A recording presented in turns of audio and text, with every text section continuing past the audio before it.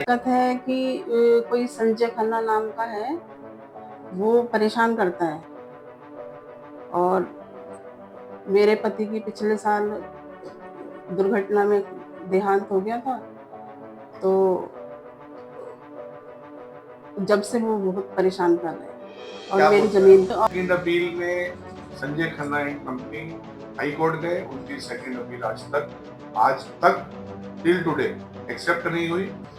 हाँ, जब वो पहली बार गए 19 मार्च 2025 को, तो 19 मार्च 2025 को हमारे जो वहां पे वकील थे, उन्होंने ये एहसास करते हुए कि ये यहाँ के आने का लोकल लेवल पे लोगों को भ्रमित करेंगे, तो माननीय उच्च न्यायालय में विवेक भारती जी ने क्लियर कट ये मेंशन किया, वो डॉक्यूमेंट्स आपके सामने है 2025 में, कि as such there is no stay order in this matter. क्योंकि ये ना कहें कि जी हम तो हाई कोर्ट चले गए, ये तो काम रोक दें, तो ऐसे भ्रमित करते हैं। ये स्पेशली लिखवाया गया और माननीय जजों ने इसको परखते हुए कि ये इसका कहीं गलत फायदा ना उठाए, वो मेंशन किया है। वो सारे डॉक्यूमेंट आपके सामने हैं, आप बिल्कुल एक एक डॉक्यूमेंट देख सकते हैं। 2017 का आदेश, 2019 का आदेश, 2023 का आदेश और हाई कोर्ट से जो 19/3/2025 को स्टे ऑर्डर नहीं है मेंशन करते हुए। सर देखिए, ये मुश्तरका खाता है।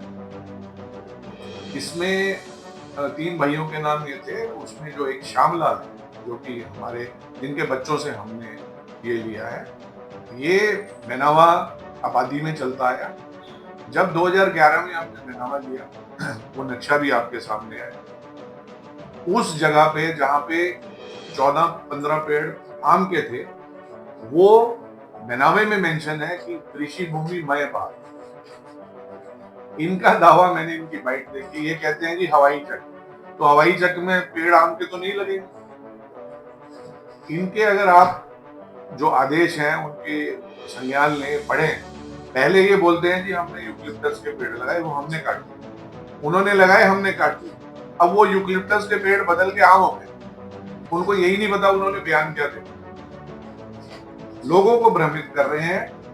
उनका बनावा उस 409 नंबर में 14 बटे, 14 बटों में 1-2 बटा उनका होगा, जिसके बेस पे वो आगे आना चाह रहे हैं, क्योंकि आज उस जमीन की कीमत बढ़ चुकी है। उनके बयान अगर देखें तो जो चकबंदी डिपार्टमेंट वो भ्रष्ट है, जो पुलिस प्रशासन है वो भ्रष्ट है। वो बोल रहे हैं कि जी पुलिस प्रशासन माफियाओं के साथ मिलकर गुंडागर्दी दिखा रही है। तो आप गुंडागर्दी माफिया दिखा रही है, पुलिस प्रशासन, ये एक क्वेश्चन मार्क है। उनके हिसाब से 3 न्यायालय वो गलत है। उन्होंने अपने उसमें कोई भी हारे हुए वादों का कोई जिक्र नहीं किया। वादी वो थे, हम नहीं थे। अगर मुझे अपनी गाली गलौज करता है हमें वहाँ, हाँ कि बनावा वो हमारे नाम है, वो गलत बोलता है,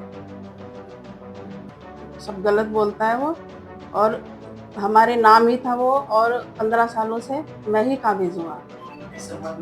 मामला वो तो सब वहाँ से सब उनके पक्ष में नहीं, वो हमारे पक्ष में आया है सब। वो जो माफिया बोल रहे हैं, वो शायद शीशे के सामने बैठ के बोल रहे हैं, वो हमें बोल रहे हैं, लेकिन वो खुद माफिया है। ठीक है।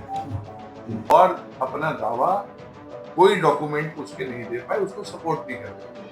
जीजा कभी आपके ध्यान, हमारे जीजा दीदी जैसे बता रहे हैं कि डे टू डे तो हमें नहीं पता, बट जब भी वो जाते थे, ये वहाँ कोई विनय करके है जो चक्की चलाता है, तो वो आई डोंट नो किस किस्म का व्यक्ति है। वो बद्दी गालियां देता था। 1-2 बार जब साथ गए तो हमारे जीजा ने इनको कहा कि नहीं, अब छोड़ो, हम यहाँ नहीं रुकते हैं।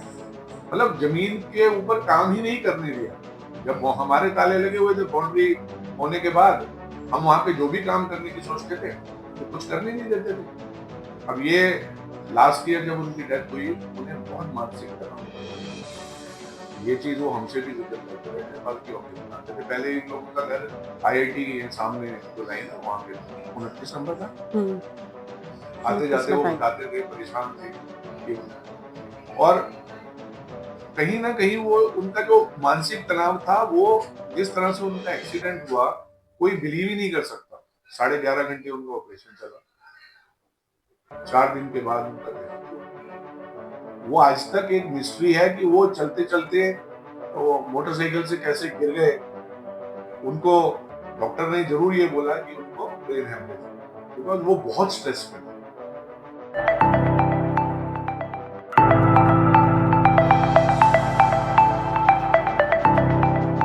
मैं यही कहना चाहूँगी कि मेरी 2 बेटियां हैं और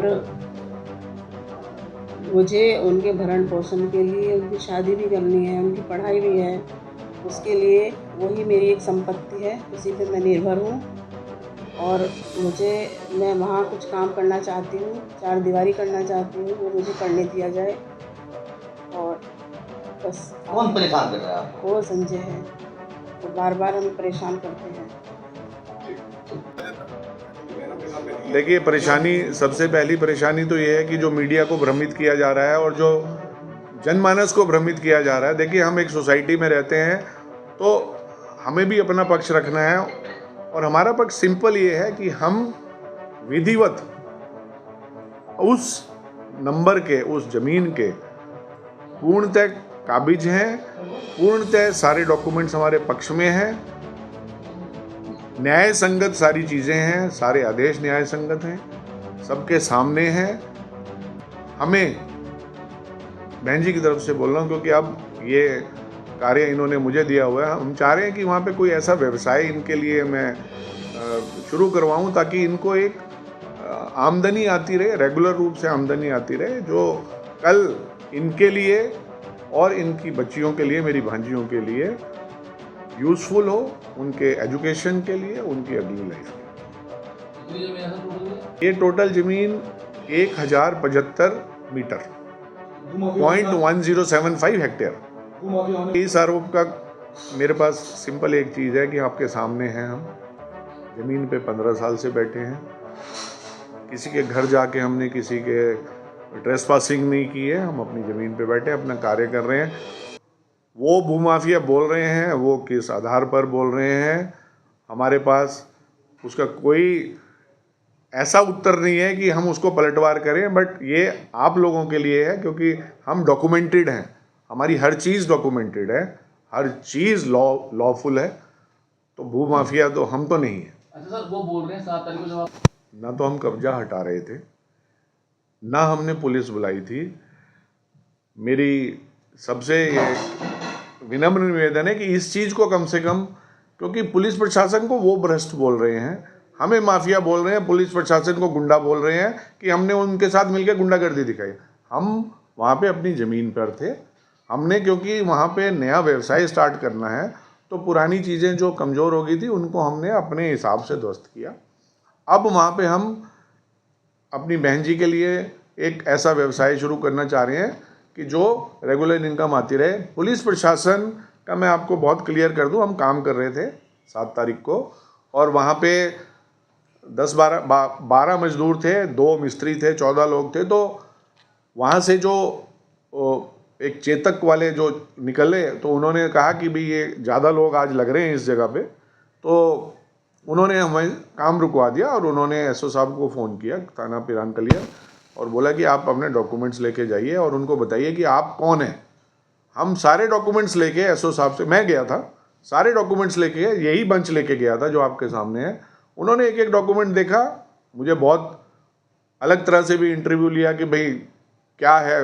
जब उनको लगा कि ये ओनर हैं, उन्होंने हमें कहा आप वहाँ जाके काम करो, बट शांति भंग ना हो, कोई गड़बड़ ना हो।